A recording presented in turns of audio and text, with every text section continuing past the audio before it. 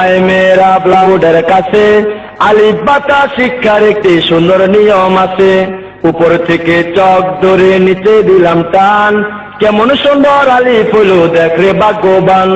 ডান দিক হতে চক ধরে বাম দিকেতে যা, নিচে একটা নকশা দিলে হয়ে যায় রে বা।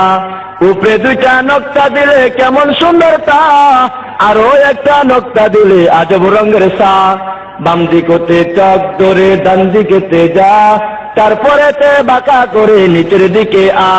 নকশা দিলে জিম হবে বিনা নকশায় হা, উপরে একটা নকশা দিলে নাম হয় খা।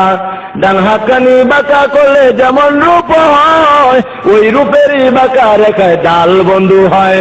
জাল বানাইতে মনে চায় চক হাতে নাও, শুধুমাত্র নকশা একটি উপরে বসায় দাও।